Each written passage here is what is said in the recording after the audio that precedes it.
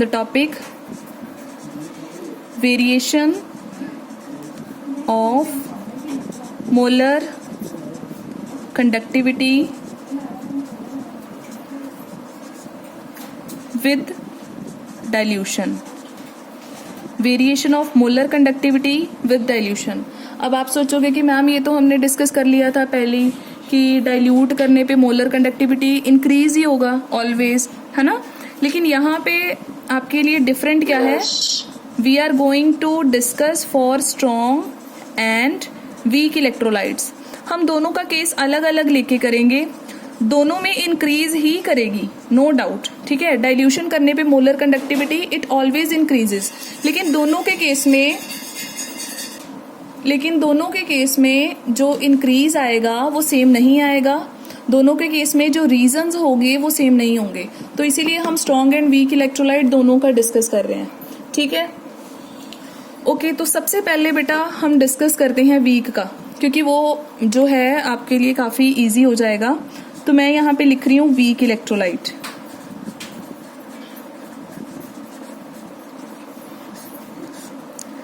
Right, अब weak electrolyte का हम करेंगे ग्राफ प्लॉट कि कंडक्टेंस में कैसा चेंज आएगा। यहाँ पे बेटा मैंने अंडर रूट सी ले रखा है, this is the under root of concentration. यहाँ पे मैंने ले रखी है मोलर कंडक्टेंस इस साइड पे। क्लियर हो गया। अब आपको पता है हमने स्टडी क्या करना है, हमने करना है विद डाइल्यूशन, कि जैसे ही हम डाइल्यूट करते जा रहे हैं तो कंडक्टेंस इंक्रीज होगी या डिक्रीज होगी। अब बात सुनो, वीक इलेक्ट्रोलाइट्स क्या होते हैं। वीक इलेक्ट्रोलाइट्स हमेशा बहुत कम आयोनाइज होते हैं, बहुत कम आयंस बनाते हैं, ठीक है। 100 में से 50% डिसोशिएट हो गए, 40% हो गए, इससे ज्यादा तो होंगे नहीं। अब क्या होगा इसके बाद, सपोज आपने क्या किया, वाटर ऐड करना स्टार्ट कर दिया, ठीक है। आपने जो सॉल्वेंट है वो ऐड करना स्टार्ट कर दिया। अब उससे क्या होगा, उससे ये होना बेटा कि जो आपका वीक इलेक्ट्रोलाइट था वो ज्यादा आयोनाइज होना स्टार्ट हो जाएगा। क्लियर। आपने जैसे ही सपोज आपके पास कोई इलेक्ट्रोलाइट था वीक इलेक्ट्रोलाइट, वो सिर्फ 50% डिसोशिएट हो रहा था, लेकिन जैसे ही आपने उसमें ऐड करना स्टार्ट कर दिया, सपोज वाटर ऐड कर रहे हो, तो सॉल्वेंट ज्यादा हो गया। सॉल्वेंट कॉन्टिन्यूसली मॉलिक्यूल्स को क्या करेगा, डिसोशिएट करने की कोशिश करेगा, और वीक इलेक्ट्रोलाइट की जो टेंडेंसी है वो कितनी हो जाएगी, 70% 90% इंक्रीज करती जाएगी। क्लियर। और अगर ऐसे ही इंक्रीज करती रही तो फिर आयंस क्या हो जाएंगे, ज्यादा, और जितने आयंस ज्यादा होंगे कंडक्टेंस भी उतना ही ज्यादा आएगा। क्लियर। तो इट मीन्स कि अगर हम वीक इलेक्ट्रोलाइट्स के केस में डाइल्यूशन करते हैं तो क्या होता है, कॉन्टिन्यूसली जो कंडक्टेंस है वो इंक्रीज होती जाती है। तो इसका मतलब ग्राफ कुछ ऐसा आएगा कि जब कंसंट्रेशन काफी ज्यादा थी तो मोलर कंडक्टेंस काफी कम थी, लेकिन जैसे जैसे हमने वाटर ऐड करा कंसंट्रेशन कम होती गई और मोलर कंडक्टेंस जो है वो ऐसे राइज करेगी, ठीक है। बहुत ही शार्प इंक्रीज आएगा क्योंकि नंबर ऑफ आयंस इंक्रीज हो रहे हैं। पहले वो कम डिसोशिएट हुआ था, हमने वाटर ऐड करा, डिसोसिएशन बहुत ज्यादा बढ़ गई, आयंस बहुत सारे हो गए। More the number of ions more will be the molar conductance. तो आपके पास जो मोलर कंडक्टेंस है वो ऐसे एक शार्प, एक स्टीप इंक्रीज जो है वो शो करेगा। अच्छा, एक चीज तो ये हो गई, आयंस ज्यादा बनते हैं। दूसरा मैं एक और रीजन आपको यहाँ पे बता दूं, आपने +1 में करा था ओस्टवाल्ड डाइल्यूशन लॉ, ठीक है, ओस्टवाल्ड डाइल्यूशन लॉ। उसमें आपने करा था ना K = C∝² / 1 - अल्फा। तो वीक इलेक्ट्रोलाइट के लिए आपने क्या करा था, इट वाज C∝², ठीक है। तो आपने ये जो लॉ करा था इससे भी आपके पास यही क्लियर होता है दैट जैसे जैसे आप कंसंट्रेशन को कम करते जाते हो आपका जो डिसोसिएशन कांस्टेंट है वो इंक्रीज होता जाता है, ठीक है। एक मिनट, सॉरी, अल्फा = √K/C, ये आ जाएगा आपके पास। कंसंट्रेशन जितनी कम होगी डिसोसिएशन उतनी ज्यादा होगी। क्लियर हो गया यहाँ से।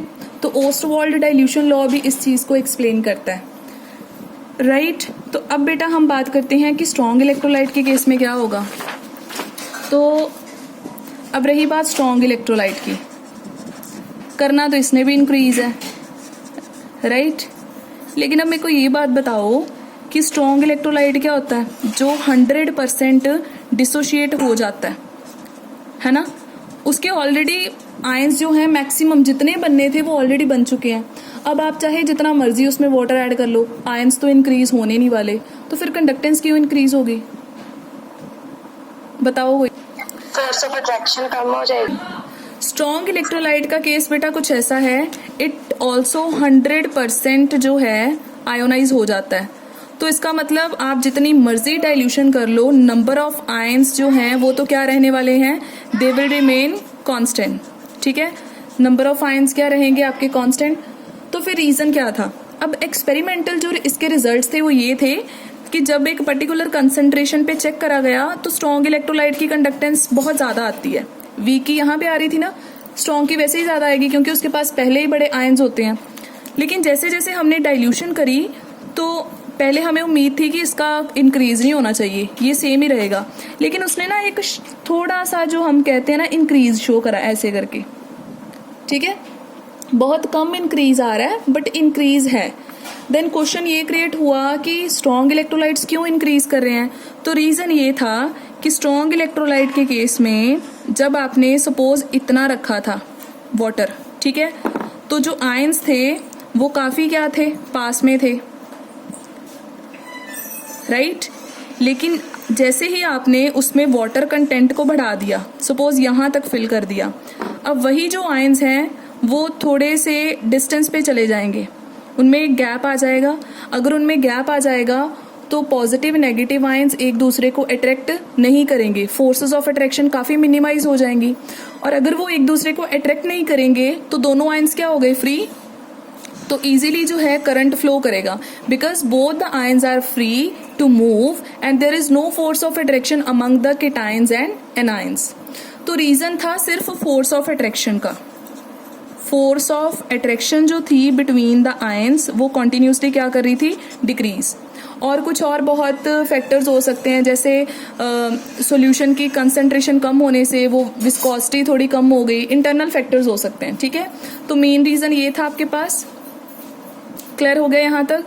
तो ये रीजन जो है आयंस के कंपैरेटिवली इतना ज्यादा इफेक्टिव नहीं होता, नंबर ऑफ आयंस का जो इफेक्ट है वो ज्यादा होता है। तो इसीलिए वीक वाले केस में शार्प इंक्रीज आया था, लेकिन फोर्सेस ऑफ अट्रैक्शन वाले रीजन में आपके पास जो इंक्रीज है वो बहुत ही स्लाइट आता है, there is slight increase in the molar conductance. तो ये क्वेश्चन आपको फुल एक्सप्लेनेशन में भी पूछा जा सकता है या फिर एक सिंगल का भी डिस्कस करने को बोला जा सकता है। और एक चीज मैं यहाँ पे ये भी बता दूं, यहाँ पे आपको एक इक्वेशन दी गई थी, Debye Huckel Onsager equation. ठीक है, Debye Huckel Onsager equation. उस इक्वेशन में क्या था, lambda m at any concentration will be equal to lambda m not minus b under root c. ठीक है, minus b under root c. तो ये क्या है, this is the molar conductance at any concentration, this is the molar conductance at zero concentration. Zero concentration का क्या मतलब है कि आपने वाटर ऐड करते करते इतना ज्यादा ऐड कर दिया है कि ऑलमोस्ट हम लोग कह रहे हैं कि कंसंट्रेशन खत्म ही कर दी, बहुत ही डाइल्यूट सॉल्यूशन। ठीक है, तो लैम्डा एम नॉट का मतलब है वेरी वेरी डाइल्यूट सॉल्यूशन जिसकी कंसंट्रेशन ऑलमोस्ट जीरो हो। ठीक है, C इज द कंसंट्रेशन और B आपके पास क्या है, यहाँ पे कोई कांस्टेंट है जो internal properties of the solvent and all that depend करता है, उस पे फोर्सेस ऑफ अट्रैक्शन वगैरह पे डिपेंड करता है। ठीक है, तो अगर हम इसको यहाँ पे ग्राफ प्लॉट करें तो लैम्डा एम सी इधर आ जाएगा, अंडर रूट सी इधर आ जाएगा, स्लोप ऑफ द कर्व क्या आ जाएगा, B, और लैम्डा एम नॉट आपका क्या आ जाएगा, इंटरसेप्ट। अब आपको पता है कि हमारा जो ग्राफ है वो ऐसा आ रहा है। सपोज मैंने आपसे ये पूछा कि बेटा मेरे पास एक स्ट्रॉन्ग इलेक्ट्रोलाइट है और मैंने उसकी डाइल्यूशन बहुत ज़्यादा कर दी, ठीक है, इनफाइनाइट डाइल्यूशन कर दी, तो बताओ उसकी मोलर कंडक्टेंस कितनी होगी।